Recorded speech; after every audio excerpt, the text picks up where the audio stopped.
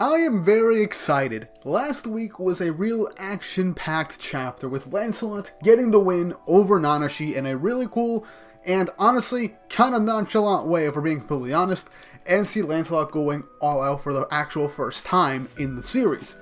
And he got a new weapon out of it also. That was honestly very, very cool. I enjoyed the last few chapters with Lancelot's fight. It was epic, it was cool. Gawain and Tristan had their awesome moment with their fight. But now we get on to chapter 126 with Percival, and this was honestly probably maybe my favorite chapter outside of like 123 in the last chapter. This might be my favorite, but this might be recency bias. But all I know is that this was a really good chapter, and I'm rambling. So let's just get right into the video.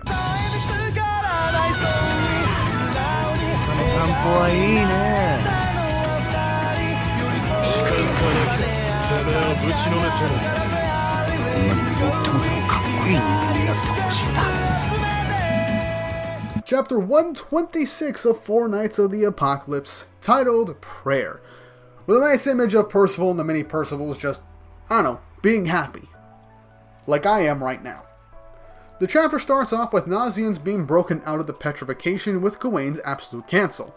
Obviously he still thinks they're in the middle of a battle, but Gawain just smirks at him and just says that everything's basically been taken care of, since he was petrified. Nazians goes over to try and heal Donnie and detoxify him, but Gawain just turns around and says that he was frozen down into his clothes. This is just plain old magic, not a poison that can be cured. As Gawain then uses absolute cancel on Donnie as well. But after using absolute cancel, Gawain just flops down on the ground, saying that she is completely exhausted, as now she's completely and utterly out of any and all magic powers, as she tells Nazians to take care of Isolde and Chion, since she can't really do any healing, and healing magic is a level of expertise. So Nazians goes over to Isolde and Chion and gives them a type of bomb to help with the poison that was put into the body from the arrow, basically listing off all the different ingredients. Tristan thanks Nazians for helping out, as he lost all of his magic power, used it all up in the recent fight, so he couldn't really heal anymore.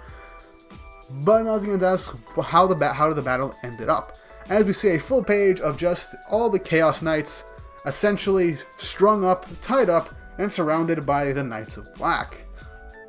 Now here's actually something that I found out over the last few days.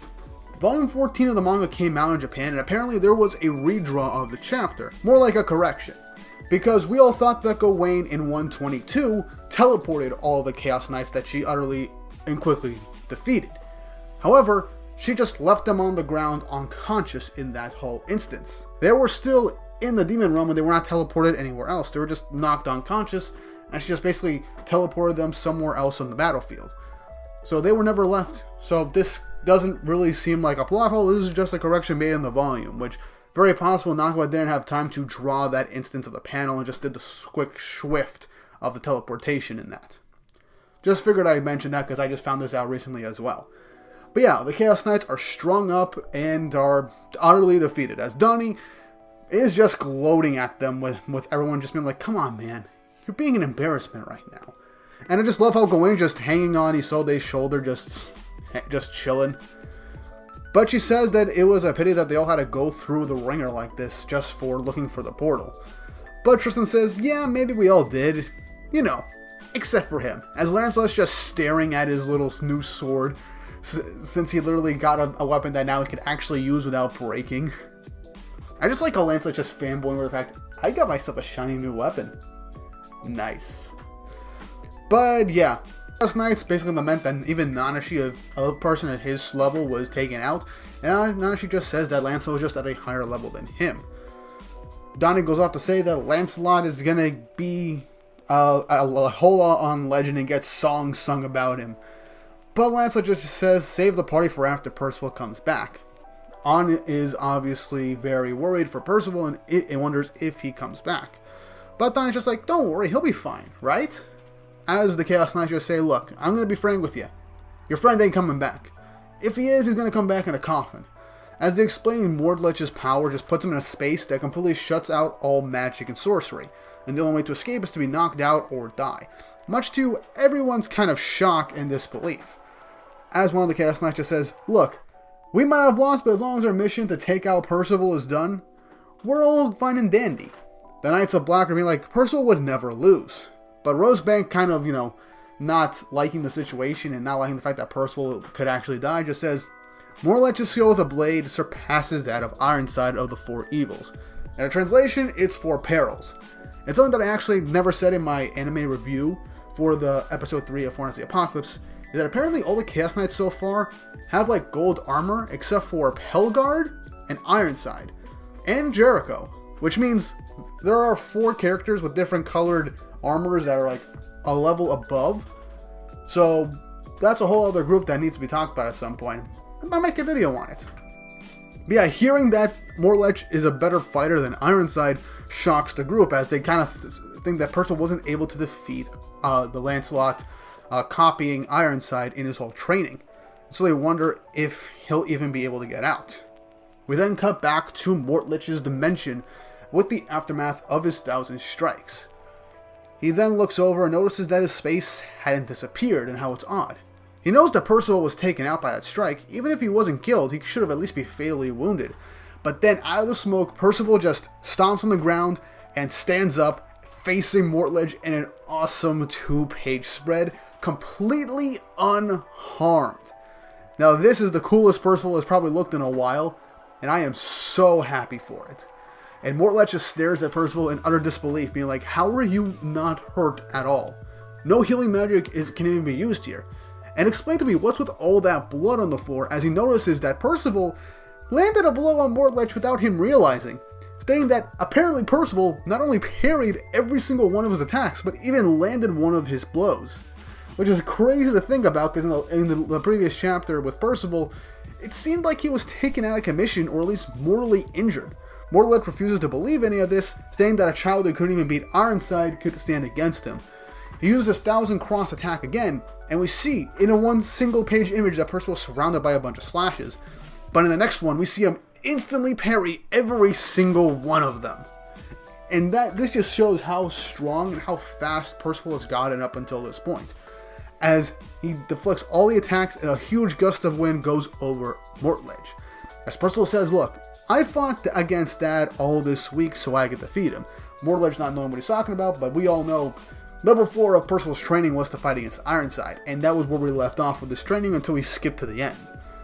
And he says, and I beat him too, at least with my sword, which means in this whole training aspect, even though the Ironside that Lancelot copied wasn't 100%, the fact that Percival beat this level of Ironside is still crazy, because this means that Percival can at least match or even beat Ironside with flat out physical force, with just his swordsmanship, no magic power from Ironside.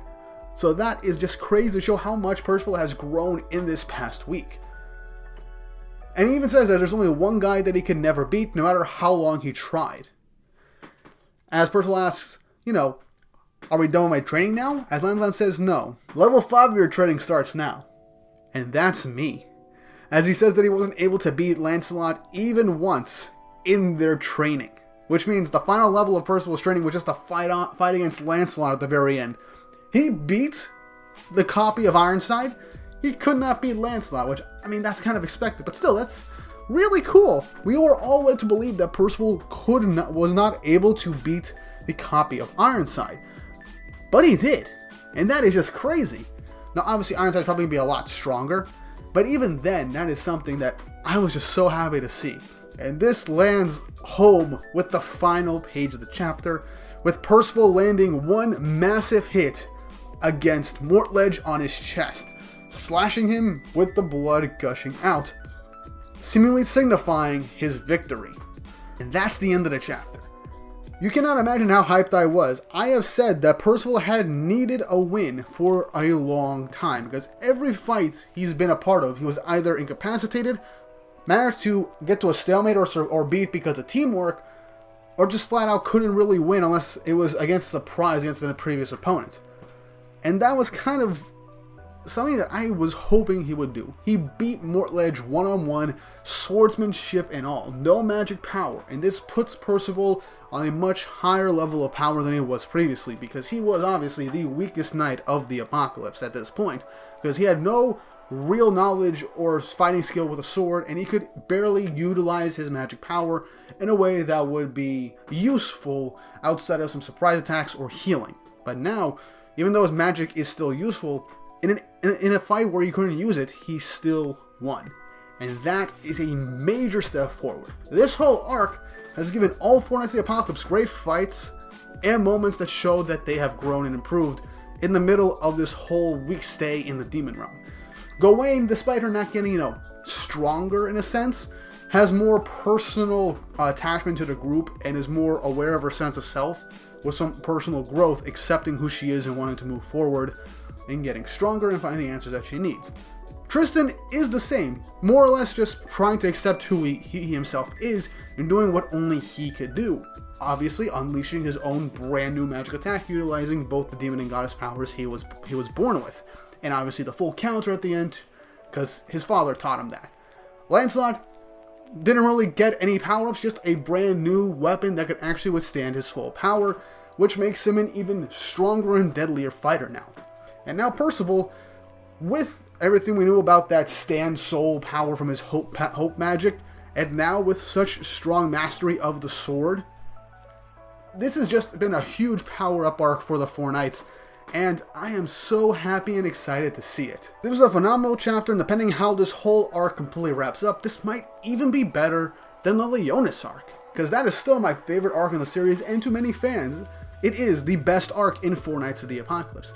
So depending on how the next few chapters capping off this arc end up being, this could be the best arc in the series by far, and I will hold true to that. But yeah, those are my thoughts on the recent chapter of Four Knights of the Apocalypse. What did you all think? Leave your thoughts and opinions down in the comment section down below. Do you think the fight is truly won? Do you think we'll see more of Mortlage, or do you think something else is going to happen? Leave your thoughts, opinions, and theories in the comment section down below. And if you haven't already, please like and subscribe and hit the notification bell for updates on future videos. It really helps and shows you guys enjoy the content I make here on the channel. I'll continue to do more chapter reviews and even anime reviews for Four Knights of the Apocalypse, as well as the occasional discussion here and there, plus other stuff with other anime and manga I do want to talk about. Now with all that said and done, I hope you all have an awesome day.